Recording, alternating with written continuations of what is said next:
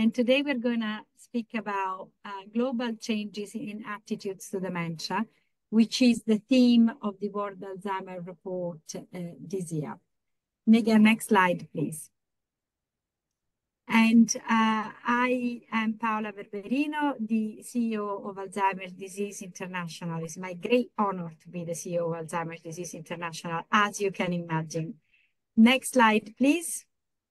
I wanted to thank a number of our sponsors kindly for having supported us with the World Alzheimer Report, and in particular, the Mary Oakley Foundation, AbbVie, ASI, and STEP. I also would like, next slide, please, to thank in particular Iris Harvey, that by leaving us a generous legacy this year has enabled us to do a huge amount more. Thank you. And next slide, please. I would also like to thank my team. I'll take this opportunity and not the last second to do that. In particular, Chloe Benoit and Wendy Weidner, who have been instrumental to bringing the report to you. It's been a huge amount of work, as you can imagine. I would also like to thank everybody, and in particular today, Hannah Schneider and Charlie Gray, who have been thrown at the deep end. They are our newest members of the team. And golly, they have had a baptism of fire this week. So thank you. Now, on the impact of funding, this year has been our most successful fundraising campaign for World Alzheimer's Month. We've raised over $350,000. And that has meant a lot more bursaries to our members around the world, in particular in lower and middle income countries. That has really enabled members to deploy a lot more campaigns in a lot more places. And Jane, next slide, please. You can see some examples from Zimbabwe, Romania here. And in the next slide, South Africa, Jordan, Panama, and Pakistan. But as you know, we have members in many countries, 105, and so everybody's been joining in the campaign. Now, my next slide is going to be, as usual, asking you who you are. That is useful for us to know. So Jane is going to launch a poll. Once you fill the poll, please remember also that you can get subtitling for this webinar in many, many languages. So if you follow the links in the in the chat line, you can also get subtitling. In the meantime, please let us know what's your primary specialty and role so that we can know in a minute who you are. And Jane, perhaps you want to close the poll at this stage. Thank you. So this is the mix of professions today, and we will be reflecting on that later on. Thank you, Jane.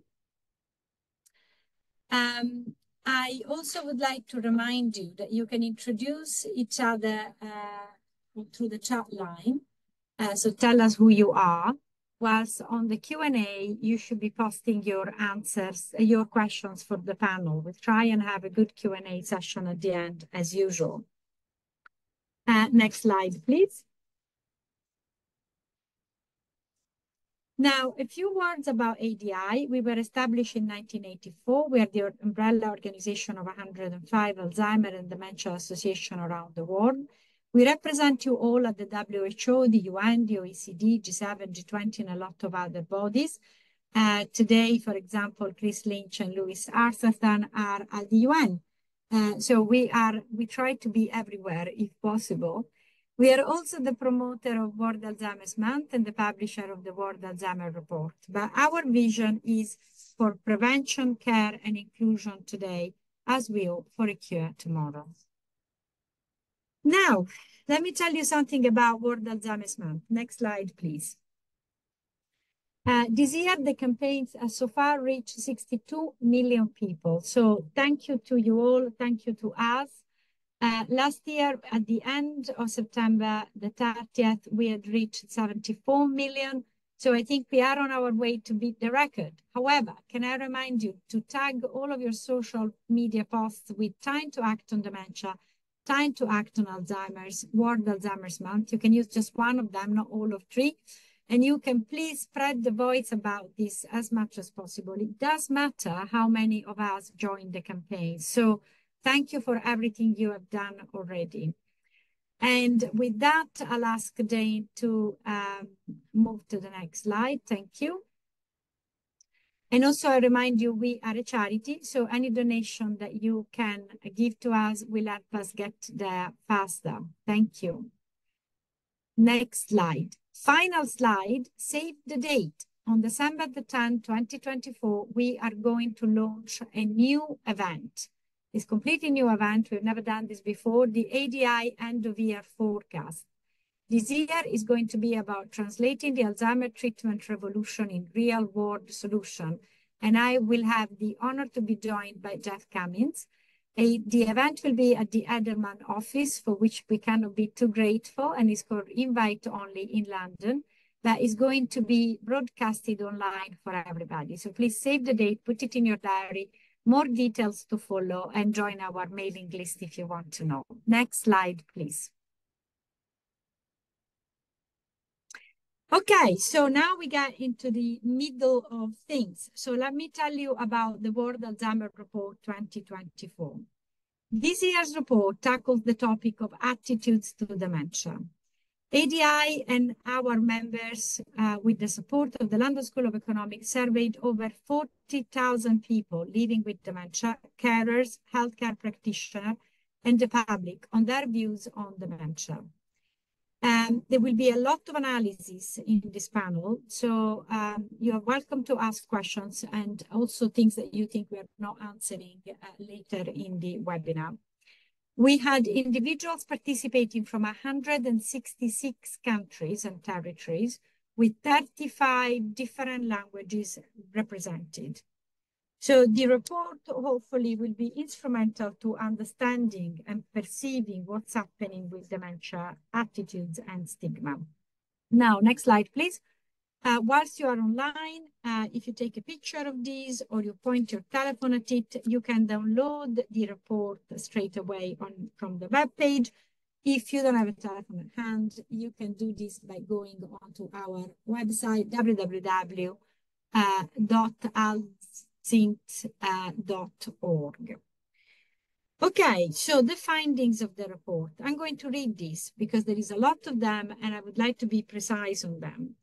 So one of the most important findings is that 65% of health and care professionals believe dementia is a normal part of aging.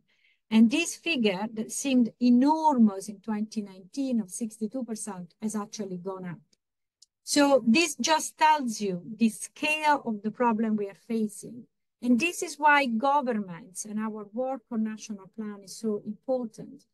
If we have so many medical professionals not knowing that dementia is actually a condition caused by a number of diseases, what hope we have that people with sick diagnoses, with sick support, will try and live as well as possible in their home. So this is a massive issue of education of our healthcare professionals, and we do need governments to take a stand. Next slide, please. 80% of the general public think dementia is a normal part of aging, and we can expect that, but this is a dramatic increase from 66% in 2019. So this is getting worse, it's not getting better. Between 29% of the general public in high-income country and 32% in low and middle-income country felt that people with dementia are dangerous more often than not, an increase from 2019, sadly. The increase in high-income countries was very significant, from 16% in 29%. So we really need to wonder what's happening. 80% of the general public think dementia is a normal part of, sorry, I think I have missed the slide. Thank you so much. Over 64% of the general public believe people with dementia are impulsive and unpredictable, unfortunately. Over a quarter of respondents from the general public expressed the belief that moving a family member with dementia to a care home, even against their wishes, would be the best option. This number increased significantly in lower and middle income countries since 2019, from 9 to 33%. I know these findings will dismay many of you, and this is despite all our best effort to change attitudes to dementia. But this just tells you how much more we need to do and that we need to continue to work on this. We cannot rest on any laurel. Even if things are better, things are still bad. So I continue with the findings. 88% of people living with dementia indicate experiencing discrimination, and this is up from 83% in 2019. Anticipated discrimination, and Sarah will speak more about that later, increased by 10% since 2019. Of the people living with dementia, 36% stopped applying for or continuing work. 29% avoided or discontinued close personal relationships. That's enormous amount of people. 31% avoided social situations due to concern regarding the reactions of others. And we all know that social isolation is one of the worst things you can do for cognitive deterioration. Carers, 43% stopped inviting friends over due to concerns about how they may treat their loved one. 47% stopped accepting invites to visit friends and family. And again, social isolation is bad for carers as well, for mental health and for a number of other reasons. Over a quarter of people, just bear with me a second, globally believe there is nothing we can do to prevent dementia, with an increase from 2019 to of 37% in lower and middle income countries. Now, next slide, please. Finally, actually not finally, there is still one slide. More than 90% of carers and respondents from the general public say they would be encouraged to get a diagnosis if a disease-modifying treatment was available. Over 85% of healthcare professionals say that they would be encouraged to give a diagnosis if there was a treatment that could prevent or slow the progression of dementia. And more than 80% of the general public believe that we can change the quality of living of people living with dementia through voting. So it seems that people are realizing that we can do something as a society to change this. Next slide, please. Among the general public, most respondents, sorry, that's the next slide, please. Most respondents feel more confident to challenge stigma and discrimination than they did in 2019, especially in high-income countries. And over 58% of the general public believe dementia is caused by an unhealthy lifestyle. This number has increased since 2019 across high-income countries and upper-middle income countries, but has decreased dramatically in lower-income countries from 78% in 2019 to 58% in 2024. So this will need further analysis, but it is quite positive that now 50% of the general public globally start realizing that dementia is caused by an unhealthy lifestyle. And here we really need to pay attention, and thanks to the previous World Alzheimer report, of course, that was on risk reduction, but also all the immense work that has been done by so many professionals to discover more risk factors and to publicize those. So with that, I conclude the presentation of the top-level findings from the World Alzheimer Report 2024. And I know there's going to be a lot of you that will be thinking about these figures. Malini Tova, the report again is available on the website. But now let me introduce you my fantastic panelists for today that will be discussing more broadly and in greater depth some of the findings of the report, which is partially number and partially quality essay. So Dr. Sarah Evans-Lakoff, Associate Professorial Research Fellow at the London School of Economics. Manuel Rico, journalist with Investigate Europe in Spain. Professor Lee Fei Lo, Professor in Aging and Health at University of Sydney in Australia. Kago Paledi, the CEO of Pelonomi Foundation in Botswana. And last but not least, Brother John Richard Pagan, dementia advocate in USA, are joining me now for the discussion. And with that, I'm going to leave the floor to Dr. Sarah Evans-Lakoff for the first presentation. Thank you very much. Sarah, the floor is yours. Thank you very much for the introduction. And and thank you for inviting me to be here. So I want to talk a little bit more about the findings and our structure of the survey, and just get people to think more about um, uh, where we've made progress, and also where stigma remains a significant barrier. Next slide. So before going into discuss the results more, so Paula talked about the scope of the survey, one of the most comprehensive surveys on dementia stigma. But also we conceptualized and included questions thinking about stigma in relation to knowledge or ignorance, attitudes or behavior, and attitudes or prejudice, and behavior or discrimination. Can go to the next slide and the slide after. Just to say, referring people to the appendix in the report. So we have a wide range of participants, right, from different countries, but also different backgrounds, and from the 4 different stakeholder groups. Next slide. And just focusing on these conceptual areas, first thinking about what people know about dementia. So I think just contextualizing some of the findings Paula was mentioning, I think it is encouraging. So more than 95% of people believe it's important for someone with dementia to receive a formal diagnosis, suggesting society recognizes the value of care and support. Also, more than 93% think there are ways to improve the lives of people with dementia. And this highlights some increasing optimism about what can be done to help. But while knowledge about seeking help and the value of help is high, there's still confusion about what we can do to prevent dementia. More than 24% think there is nothing we can do to prevent dementia. This was increasing across all country groups.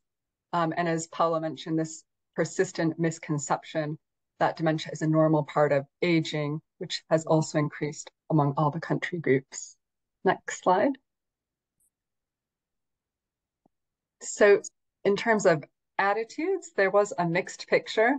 Although maybe smaller, but a growing number think it's best to move a family member with dementia into a care home, even if they don't want to go. And this is also important thinking about, especially in countries where formal care and support is very limited. As Paula mentioned, there's a worrying growing increase in high-income countries that people with dementia are dangerous. And although small, there seems to be some increases in secrecy and people feeling comfortable around people with dementia in lower income countries. There's an increased tendency to keep dementia diagnosis a secret from healthcare providers. And in high income countries, fewer people feeling comfortable spending time with someone with dementia. Next slide. So I think just re-highlighting, it's in this survey, we didn't just ask the public about their attitudes, about what they thought. We also asked people living with dementia about their personal experiences of stigma and discrimination. And we asked this across 14 different areas in life. Next slide. So these are the range of areas, and there's a little animation. So right, this was in 2019. So the areas ranged from, discrimination in healthcare and employment to relationships and social participation, but 83% experienced stigma and discrimination in at least one area of life. So the vast majority in 2019. Next slide. And you can click through. So in 2024, though, this had increased to 88%, and the increase was in every single area of life. Next slide. And you can click that. So we also asked people about examples of this. So I think this really provides a lot of rich context. So one person shared, for example, they were the only family member not invited to a granddaughter's birthday party. Next slide. And another also spoke about being ignored by doctors who only addressed their spouse. And these were common experiences reported by participants. And a new kind of set of questions we asked in 2024 was about anticipated stigma and discrimination. Next slide.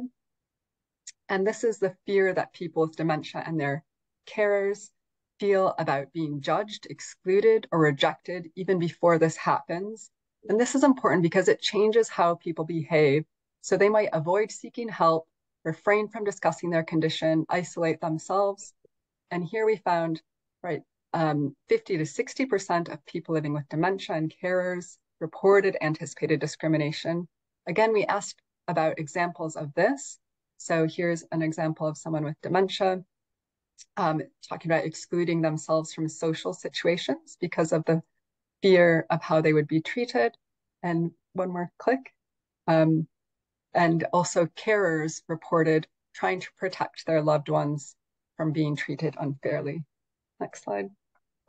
So just despite the need, there's a major gap in research. So we had a recent review stigma interventions in low and middle income countries, showing there were no published interventions in low and middle income countries about evaluating anti-stigma programs. Next slide. And, oh, sorry, next slide. And I think just to emphasize, these are needed to really combat current portrayals of dementia in society, which often focus on the most severe aspects of dementia or showing people as confused or frail, which can really perpetuate stigma, fear, and anxiety. Last slide. So just the takeaway. So there are some areas of really good awareness of dementia, particularly support for diagnosis and treatment, feelings of embarrassment, secrecy are still low, but seem to be rising. But a really important finding is that experiences of stigma and discrimination are also rising and across all areas. And so it seems that high awareness alone isn't going to reduce stigma. And so I think really emphasizing how we need to really collectively focus on a reduction in stigma as a priority and creating environments and structures where people with dementia and carers can live meaningful stigma-free lives should be an important call to action. So thank you so much. And thank you all for the support on the report and responses, and to my colleagues and for everyone attending today. Thank you very much, Sarah, for this great summary of what is a huge amount of information. You have no idea how many things we had to troll on. There is a lot more data available in the report, and for some of our members where there were more than 400 replies, we may be able to do some country level analysis, which is going to be very helpful to everybody. Now, very briefly, I would like to thank all of you that have joined us. People continue to join online. In particular, I've noticed there are Maris Rios and Ricardo Gotti from the Ministry of Health of Panama. Thank you for joining us. This is a country that has had an immense amount of responses, so thank you so much. And one of our ADI ambassador, former president of Costa Rica, Luis Guillermo Rivera, is with us today. Hi, Luis, I hope you're fine. Thank you for joining the webinar and being with us. Now I'm going to give the floor to Manuel Rico. Manuel Rico has written an essay with Aida Suarez Gonzalez from the LSE, sorry, from UCL, about a number of issues to do with COVID-19 and deaths in Spain and the underlying issues surrounding stigma. This is going to be a very strong intervention, and I hope you'll all pay attention because some of these numbers are very shocking, and I was quite shocked when I read them myself. So Manuel, it's a pleasure to have you with us. Thank you for all the incredible work you have been doing. The floor is yours. Thanks for inviting me to this amazing webinar. It's an honor to participate in this event. In our essay, Dr. Aida Suarez and I examine the unfair treatment faced by people with dementia during the COVID-19 pandemic, highlighting issues concerning excess death, restricted access to healthcare, and isolation measures. Next slide, please. Already in August 2020, reports revealed that deaths of people with dementia ranged from 29% in Ireland to 75% in Spain of all deaths in care homes. This high death toll is linked to the fact that most COVID-19 deaths happened in care homes where a large proportion of residents have dementia. Next slide, please. We describe in our article 4 policies or practices that constituted human rights breaches with deadly consequences. First, several governments allowed discharges of untested patients from hospitals to care homes to free up hospital beds. Second, in the UK, it is well documented the illegal use of blanket do not resuscitate orders. Third, denial of hospital transfer occurred in countries like Spain, Belgium, Canada, and Italy. And fourth, care homes were often unsupported and left to face outbreaks on their own in regions with high rates of infections. Next slide, please. In addition to the practices I just described, sustained bans on visits have been enforced in care homes since the beginning of the pandemic and lasted many months. Isolation is extremely damaging for people with dementia. It makes all dementia-related symptoms worse, induces depression, loss of cognitive function, and physical deterioration. Next slide, please. A main takeaway message from the pandemic is that we urgently need dementia-specific infection and prevention protocols that fulfill the mission to protect the person from infection and from isolation. Next slide, please. How could all this happen? In particular, in modern, high-income, well-resourced countries. Several factors aligned to create the perfect storm. Discriminating against vulnerable people is easier because they are less capable of protecting themselves from injustice and abuse. A combination of well-accepted ageism and the normalization of negative attitudes against people with dementia permeates public policies. This makes it very easy to disregard the rights of people with dementia without any legal consequences. To illustrate this point with an example, we analyze in our article the case of Spain. Next slide, please. 4 Spanish regions accounted for 78 of the more than 18,000 deaths in care homes in Spain just in March and April 2020. More than 11,000 of those deaths happened in care homes that were not medicalized. This was greatly influenced by discriminatory age and disability-based protocols that blocked transfers to hospitals. In Madrid, the most affected region, those protocols are now popularly known as protocols of shame. 7,291 care home residents, many of them with dementia, died in their care homes during those 2 months. Next slide, please. Despite these sobering facts, the investigations opened in regional parliaments were closed before completing their research. Moreover, even though hundreds of criminal complaints were filed to the prosecutor office, around 90% were closed without a proper investigation. In response to the lack of action by Spanish authorities, relatives of the victims set up in Madrid a Citizens Commission for Truth, inspired on the Russell Tribunal to investigate the protocols of shame. The report, published by this commission in March 2024, concluded that 4,000 residents could have been saved if they had received hospital care. Next slide, please. To end this presentation, let's mention what could be the path forward. Human rights acts and laws are of little value if governments can break them without consequences. Second, long-term care issues should be brought to the top of the political agenda. Third, ageism should be fought and eradicated and taken as seriously as racism and sexism. And finally, real change requires a strong civil society that actively holds governments accountable. Thanks a lot for your time and interest. Manuel, I think we're all breathing a collective sigh here at the breadth and depth of what you have just shared with us. And I cannot thank you enough.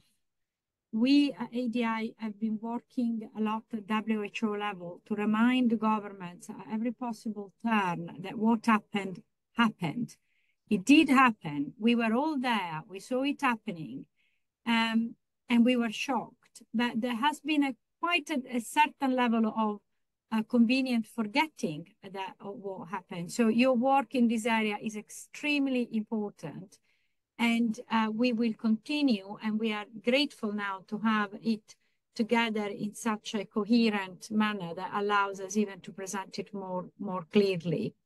But clearly there is a lot of what you were saying, you know, the problem that ageism, for example, continues to be considered as less important than other discriminatory issues like sexism or racism.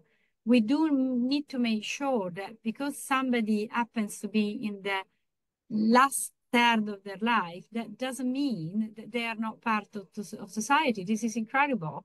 And it's wonderful to be with so many like-minded people here today. I hope we will have more questions on this topic later. I see that many of you are sending us questions. Please continue to do so in the Q&A area. And please continue to tell us who you are if you're joining in the chat line. Thank you. And with that, I give the floor to Dr. Li Fei Lo, Professor in Aging and Health at the University of Sydney, Australia. Li Fei, the floor is yours. Long time that us humans are not rational, and that knowledge does not always guide our behavior. Despite the overwhelming evidence of the benefits of physical activity and the detrimental effects of alcohol, I, like many others, are very reluctant to exercise, and I still love an alcoholic drink. A common conceptualization of dementia is that dementia comprises negative beliefs, negative feelings, and negative behaviors. And we've made the assumption that if we can change the negative beliefs by educating people about dementia, that we can then affect the feelings and the behaviors. But despite decades of awareness raising and education around what dementia is and how we can reduce dementia risk, we see that actually the discrimination and fear of dementia is as high as ever. And perhaps raising awareness of how common dementia is and what the symptoms are may have raised public fear and avoidance of help seeking. We've been thinking about where dementia stigma comes from. And we think that dementia stigma, like other implicit biases that we have, for example, gender or racial biases, come from learned behavior. We learn how we should be behaving and feeling about dementia from observing the people around us and from the media. We think that repeated cumulative exposure to messages around dementia from mass media and social media really affects how we feel and behave towards dementia. The idea that I won't be able to remember the life I've experienced, or my wife, my kids, this is probably my biggest fear. All the indications pointed that direction, but it wasn't until the PET scan was complete that we could be sure. What is it, 8 years and I'm dead? Why did you call me darling? I don't know you. What's going on here? Am I supposed to know you? Allie. No. No! No! Allie, sweetheart. Hey, Allie, I love you. Stay with me. Don't... No! Who are you? We first see Henry inert, maybe depressed, unresponsive, and almost unalive. This is Maria Bella Jameson, my Nana. Hey, why is Nana staring into the well? Mom, there's something wrong with Nana and Papa. They're just old. Would you mind getting inside the oven to clean it? Our systematic review, reporting on how dementia was depicted in popular culture, showed that dementia is almost always associated with old age. Dementia and Alzheimer's disease are often used interchangeably, and very common depictions of dementia is that dementia is associated with memory problems, disorientation, decline, and death. Depiction of actual treatments, cure, or positive depictions of dementia are rare. Taken collectively, we think that the way dementia is depicted leads to negative feelings about dementia and creates social distance between people with dementia and the audience. We rarely see dementia from the perspective of the person with dementia in a way that keeps us in that person's shoes. We updated this review in our essay in the World Dementia Report. The news media took a biomedical frame, so with science being the answer to dementia, reported constant breakthroughs without an actual cure, and reported a lot on risk factors where the individual had to take responsibility for reducing their risk. In analysis of social media, we started to see the viewpoint of paid and family carers, less so still people with dementia. But dementia was also used as an insult or a joke. We've had WHO guidelines for report of suicide for years, and the data suggests that these media reporting guidelines have helped decrease suicides. Mental health representation guidelines have also made a difference. It would be unacceptable now to show people with mental illness in asylums or trapped in straitjackets without content and trigger warnings and information about where to seek help. We need international media guidelines for the representation of dementia. To implement these, we need to train journalists and creators. These need to be integrated into codes of practice for media, incorporated into social media community standards, and these also need to be monitored and responded to when they're unbalanced media depictions. Thank you very much. So thank you for the video, Li Fei. I think it has made a lot of people think. There's been some interesting questions coming through, which we will try and answer at the end. I think you made a very strong point. Li Fei's essay describing some of this point, it's in the final report. We felt very strongly that we do need to open this issue more widely. Clearly, we are an organization that represents 105 nations, and cultural differences matter. So what works in one country may not work in another country. And it is important that we have Li Fei looking at it holistically for all of us to reflect on whether we can start thinking about also how to discuss with our media in a more grown-up way what may work and may not work. And as we have said, we've seen from the report finding, all of our work don't necessarily mean the stigma and attitudes are getting any better.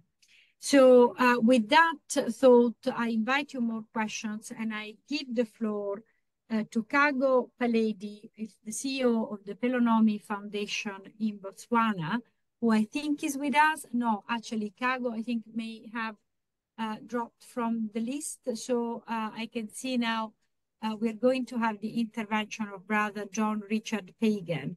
I'll leave it to John to describe his own journey.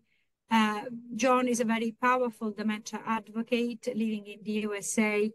Me and him were recently on a walk together where we did manage to spend a little bit more quality time. John, the floor is yours for your reflection of what you have heard and what the report has meant to you. Tell us a bit about your story as well. Thank you. The floor is yours. Certainly. Good day to everybody. My name is Brother John Richard. And this is a little bit of my story. If you want to know more of my story, by all means, my essay is included in the report that you'll be able to download today. I was born in the mid-60s, 70s, and raised in the 60s, 70s, and 80s, and had a lot of challenges just simply being gay at a time where being gay was not acceptable. Was honorably discharged from the U.S. Navy, but was discharged because I was gay. I showed determination because with everything that I went through in my early life, I spent 20 years fighting addiction, living on the streets, being a victim of many of my own foolish choices, and yet I still persisted, did many types of careers and all, and worked really hard to try to be something in my life. But it was in my mid-40s when I was working on my PhD in clinical psychology that I began to struggle with a couple of my classes. I'd had a 3.5 or so to 3.73 grade point average throughout most of my college life. and yet I suddenly was failing statistical exams. And oddly enough, I was getting advanced solutions correct. I was getting the basics wrong, which now I understand has to do with sequencing.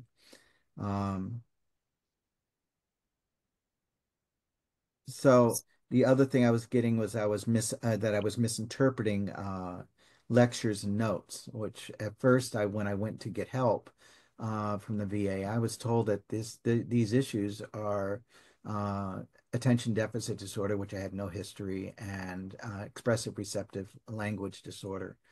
But it took multiple neuropsych exams to verify that I had a mild cognitive impairment. So I moved closer to home to be near my family. During that time with my family, I found with the VA system that I had to start all over again to get tested. They wouldn't accept the tests that California's Veterans Services did. They wanted me to to start with a primary care doctor recommending me to neurology. Neurology wouldn't accept the neurological assessments. So they wanted to do all new neurological assessments. And then I went through a whole lot of issues with people not accepting that I could have anything wrong. After all, I was too young. Dr. Sarah mentions, and actually Manuel mentioned ageism. Ageism is a huge problem in the US, as it is obviously with a lot of places. I can't tell you how often I got told I was too young. I had to basically work to find my own support groups, to find my own diagnosis. I had to learn all I could about it, as many different dementias, and try to figure out which one I might have. And that's how I got my diagnosis. I took a bunch of paperwork to one of the Parkinson's specialists at my veterans hospital and said, please help me. Take a look at this. See if it matches up. She sent me to a specialist who insisted that I was still too young. It went all the way back to that again. One specialist put a 5-piece puzzle in front of me and said, put it together. And when I could, she said, you don't have dementia. You're fine. For a 5-piece, giant piece puzzle. Look, my biggest concern is that that we're looking at, again, Sarah mentioned that ads are showing frail, confused, older, aging adults. Where are the 40 to 50? Where are the 50 to 60? Why is it that we're still in a place where you're told you're too young and you're dismissed? I told them that I was zoning out, and when I told them I was zoning out and getting extremely dizzy, zoning out, completely gone, they put a Holter monitor, a heart monitor on me for 30 days to prove that I was wrong. And in the first night, an ambulance showed up at my house because my heart had stopped twice. I had an autonomic dysfunction issue with my heart rate, and which turns out to be a common issue with Lewy body dementia, which is what I was diagnosed with finally. Lewy body is not just about memory, and my dementia is a whole brain dementia, and it needs to be acknowledged as that. My biggest concern is that we take more time to listen to the person who's experiencing the concerns. In the LGBTQ community, there's no trust in the medical community quite often. And that's important. It's the same with minority communities. It's the same with low income communities. It's the same with low income countries. We need to do more. We need to do more to reach out to individuals who don't trust and let them know that we are there for them. Also, I will say that we need more people like myself who have dementia, and I'll end with this, to speak up and say, I'm living with dementia, and this is what I look like. I just walk the talk for dementia. How about that? I won't always be there to share the story of my experience with dementia. It's going to be up to new generations, but it's going to be up to people listening to this now and other places to actually raise a voice and say, I'm ready. I need to start speaking. So with that, take a moment to read my story. I hope you'll enjoy it, and thank you for letting me share. Brother John Richard Pagan, thank you immensely for your contribution. And as you say, we need more people to speak up. I have seen in the questions whilst you were speaking, we need more people with dementia answering the survey. And they're right. However, we did get 800 people answering the survey, which is, I think, the highest amount of people I have seen ever together giving their opinion. And every time there is more, we'll talk more about that in the Q&A. Thank you immensely for sharing your journey with us. I see now we are an international organization. People in different countries have issues with communication, guys. This is the way it is. But we have the joy now to have Kago Paledi, who is the CEO of the Peronomi Foundation in Botswana. Kago, thank you for joining us. You've tried for an hour to get a line, so we're delighted. Let's get advantage of it. The floor is yours. We are eager to hear your presentation of your experience. Thank you. And Kago, you may need to unmute yourself.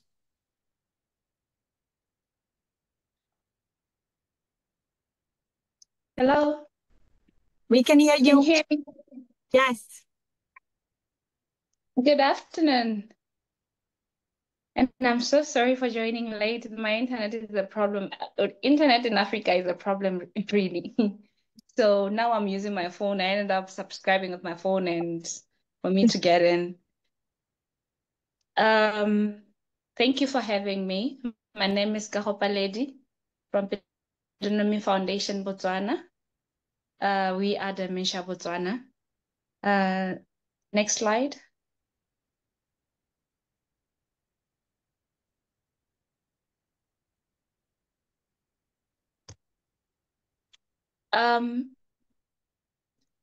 Why did we enter the survey? We entered the survey because we wanted to raise awareness in Botswana because there is lack of understanding about dementia.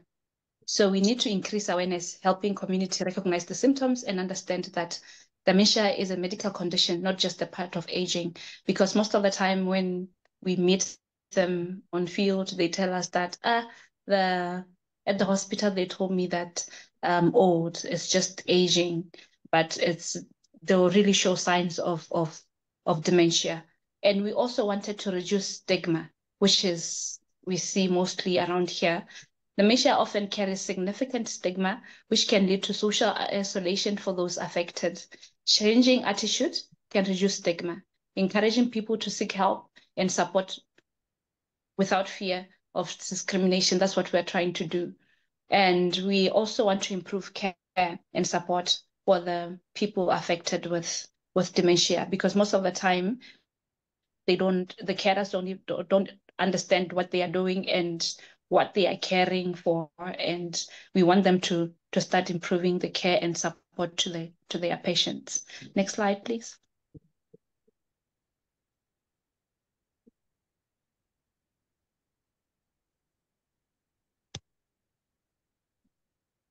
And we are also we entered because we wanted to improve for us to have the policy and advocate for people affected with dementia. In Botswana, we don't have a policy covering people affected with dementia. We're still lobbying and knocking on doors to try and have the policy. We hope one day we'll manage.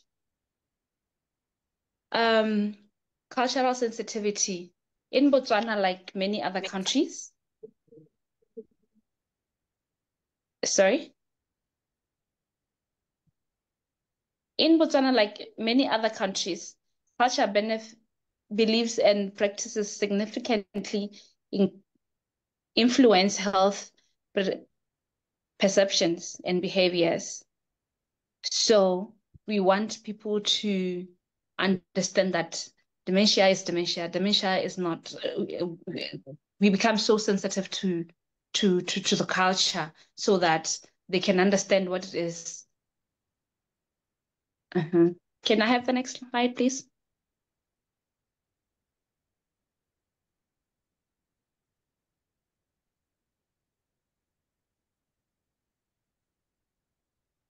Impacts specific to Botswana. Advocacy. We advocate for people by raising awareness and reducing stigma. Raising awareness, use the data to highlight the preference and impact of dementia in Botswana. This can drive public awareness campaigns to educate communities, and will also reduce the stigma. Sharing surveys results can also normalize conversations about dementia, reduce stigma, and encourage more people to seek help. And then policy, informed decision-making, and then presenting the findings to policymakers to demonstrate the need for targeted dementia strategies and policies. This can include the establishment of national dementia plans. Resources allocation, use data to advocate for better funding and resources for dementia care and researchers, showing concrete data help make a strong case for financial supporters and also for better care. Ooh, okay, next slide, please.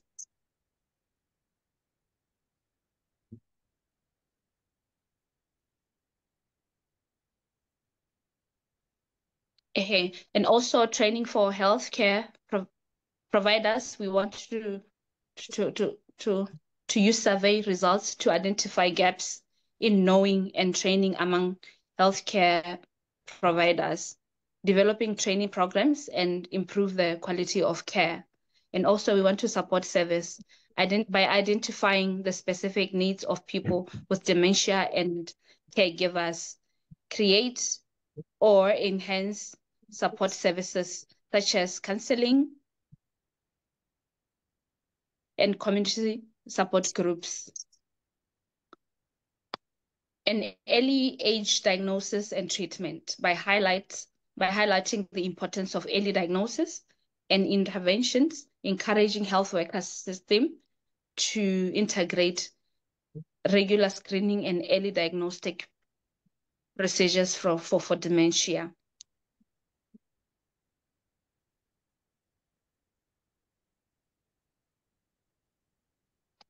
And also, we want to have stakeholder engagement present. We also want to have stakeholder engagement.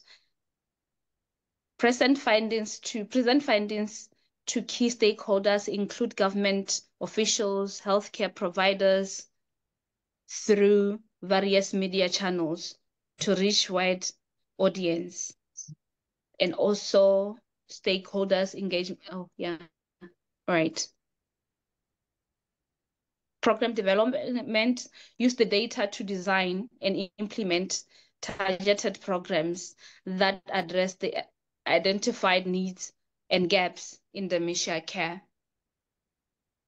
Next slide, please. Oh, it's the last slide. Thank you so much for having me. Yeah, no, thank you so much for your presentation and for telling us how exactly then you pick up all these various trends that we've been talking about and make them available in a country like yours, where dementia stigma is still running so high. In many of our associations in Africa, if it wasn't for our volunteers, nothing would happen. And it's still the continent where we do not have a dementia plan. It's a massive issue. We're all working very hard trying to get a first dementia plan in Africa, but alas, it hasn't happened yet. And it's so important that we continue our effort of solidarity to help all countries And again, I thank all of you for supporting ADI. By supporting ADI, you're also supporting a number of organizations that are trying really, really hard to change perception. So thank you, Kago. We got a lot of questions. So I'm going to start now straight away on the Q&A, if I may. And the first thing I have got here is a really good question for Sarah. Sarah, this question is, are there any tools or methods you would recommend that can be used to combat stigma? So we've talked about the report, and you've done a lot of work in this area. So I think you probably are the best person to answer this one.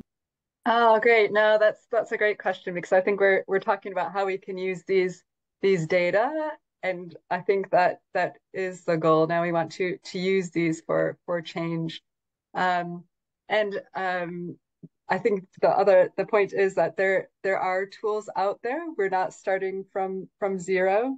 So of course, Paulo, you mentioned there is a very diverse set of countries and cultures. So we need to adapt the tools that we do have. But we created, for example, as part of Stride and together with ADI, we made an anti-stigma toolkit.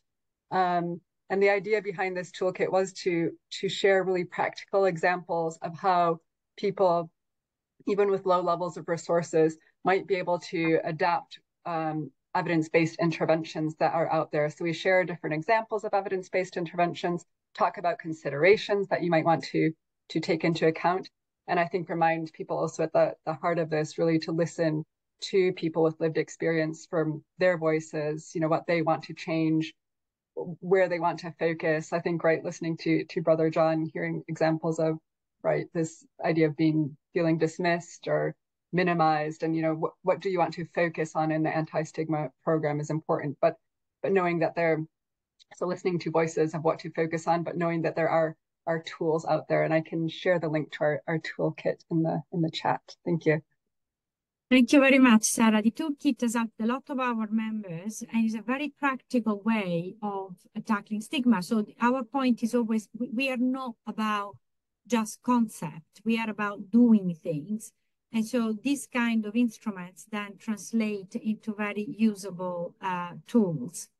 Now, Li-Fei, there is a couple of questions here that probably you should be taking, given the sort of the wealth of your presentation.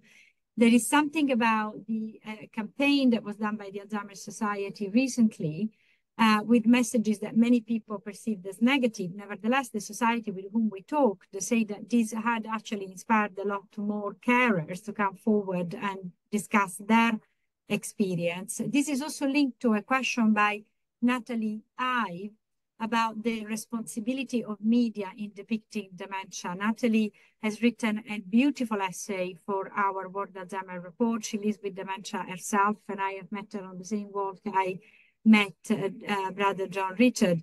So, Li-Fei, would you like to take this kind of bunch of questions together? I mean, I think that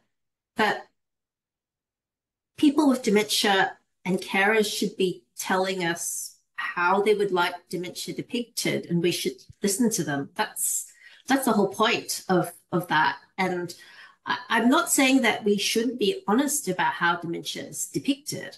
I'm just saying that it should be balanced rather than all negative, because it makes people scared.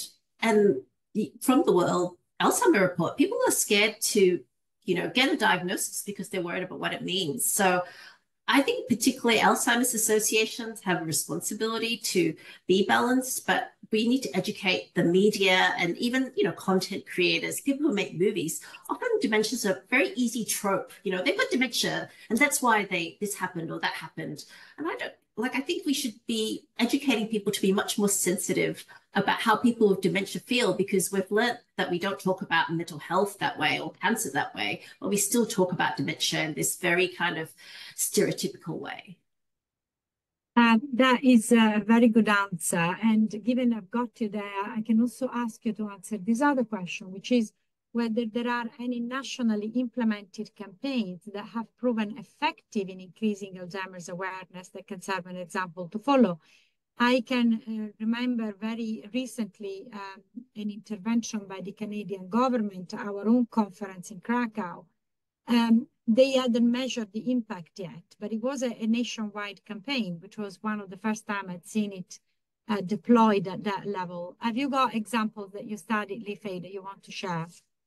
I mean, we haven't seen in our studies any media campaigns with published results yet. I think that we know that raising awarenesses and raising knowledge of dementia is relatively easy, but changing the feelings and behaviors, that's what we really haven't yet shown in national campaigns to be able to change. Thank you very much. We do need more measurements, and we will have our next global conference in Lyon in 26. We invite everybody listening, if they feel they have seen or they've taken part in a campaign that has been very impactful and measured, we would really like to hear from you. Please submit abstracts. That would be an extremely interesting thing to discuss. Now, the next question is for Brother John Richard Pagan. There's a question here from Carol Sargent saying, with only 2% of the people completing the survey being diagnosed and living with dementia, do we need to do something different to get a better perspective from the people living and breathing dementia? What can we do to ensure the voices and feelings of people are better listened to and trusted? Brother John, would you like to attempt to answer this really complicated question? Sure. You know, I was disappointed that of the low number of people living with dementia that responded.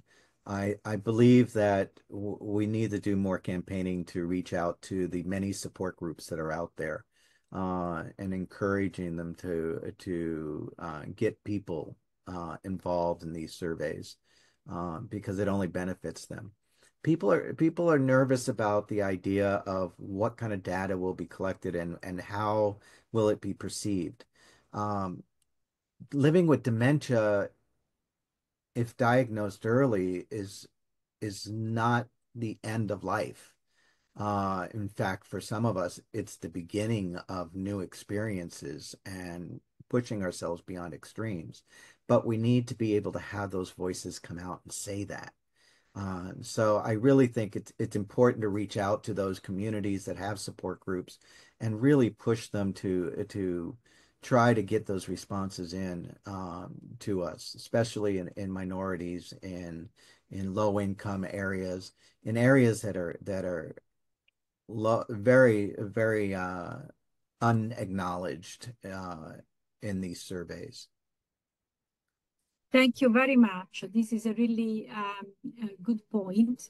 I was hoping that Cargo Paledi may be with us to answer this question herself about Botswana, because there is just so many countries where we still are missing people that are advocating for dementia. And as we all know, as we hear advocates, this kind of makes a lot more sense to all of us. Brother John, you've got your hand up. Yeah, I just want to bring up that in some low income and medium income countries, this is still considered witchcraft. This is still considered cursing. And so to get people to speak honestly is really challenging, because they've been beaten, they've been chained, they've been abused for living with something that had nothing to do with anything else other than a disease. So it's getting those advocates out there to teach those communities that this is not a curse, this is not a witchcraft, this is something that can be treated for the symptoms, and that those people can go on to live within the community safely. Thank you. So true. It's such a big challenge that actually some of this is also even permeating in Asia this day and age, and actually in many countries where stigma is still very, very strong. I would like now to address this observation to Manuel Rico. There is a comment from Amina Sorafan, who is a board member of ADI. Shouldn't we have emphasized that to prevent COVID-19, we needed physical distancing and not social distancing? There is a whole word in this comment. Manuel, would you like to comment on that? Yeah, I mean, of course, people living in care homes, especially if they have dementia, which in Spain is more than 60–70% of the whole number of residents in care homes. I mean, there is no way to attend them, to give care to them with physical distance. So this was something that for the specific situation during the COVID-19, this should have something that the authorities should have taken into account that they didn't, for instance. So yeah, I mean, this was for sure a problem in Spain, at least. Yeah. And Manuel, there's another question here which is kind of related. Are there any collaborative efforts being done to prepare for how we can help people in care homes if there is another pandemic? This is a question I get whenever I give a conference, and I speak also with even owners of care homes.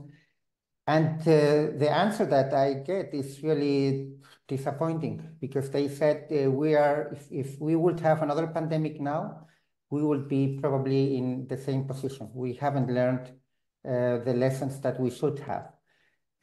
So I try to be optimistic usually, and I really believe some of the lessons we probably have learned, but I tend to agree that the main problems would happen again. And the reason for that, at least in Spain, is that we haven't studied really what happened and the factors that had an impact.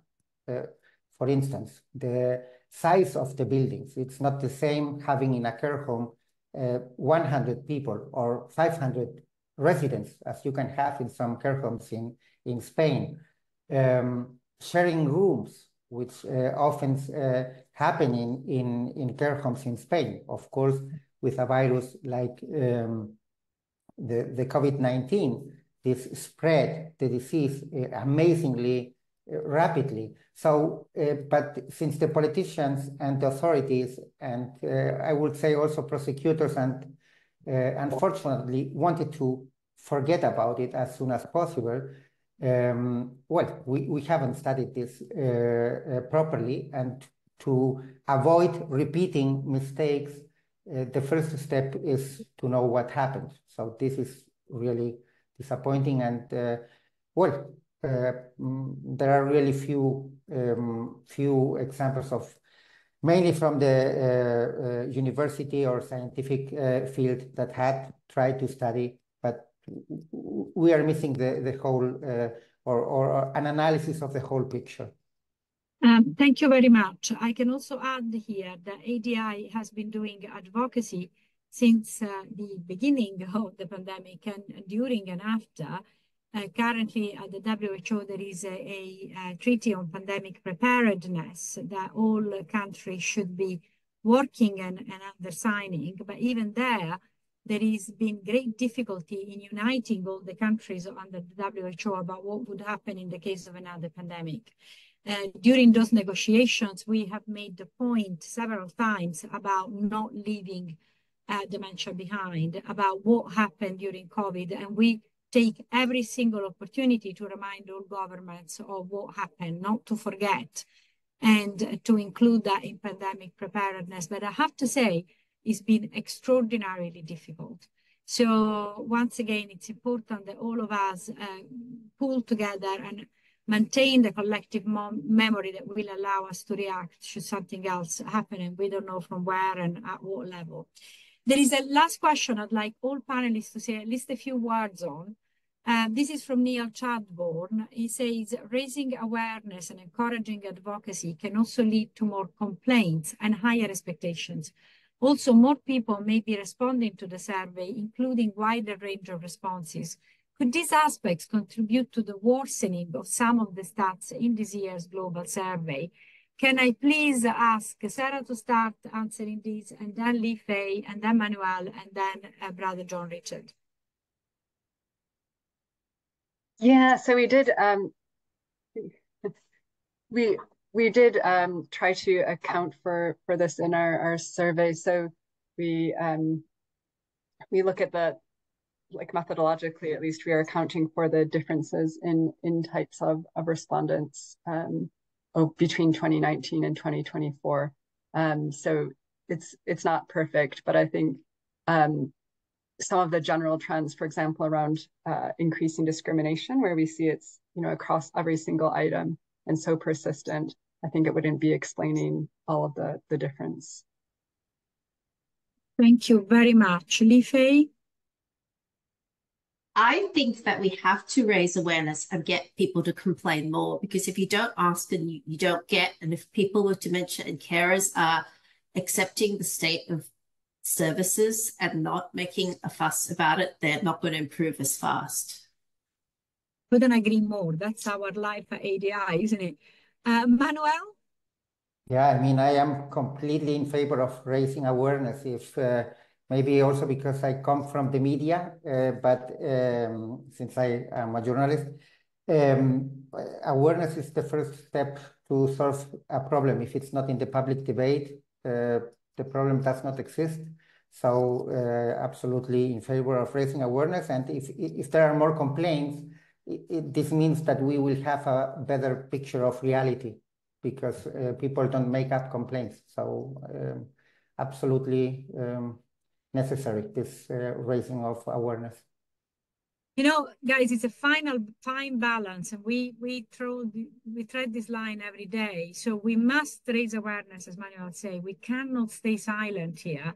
But of course, awareness raising will raise also all kinds of issues. And, you know, we'll face them as we go along together. That's why here we are talking with people live with dementia, with carers, with professionals, with academics. If we are together and we're solid with each other, we are going to beat this. But the last word is with Brother John Richard. What is your view on this? I think we need to improve awareness. I think that improving awareness means, though, that we need to move past this stigma that the person diagnosed with dementia is definitely going to die within 2 to 8 years, or that they're going to be drooling profusely and in a wheelchair before the couple of years are up.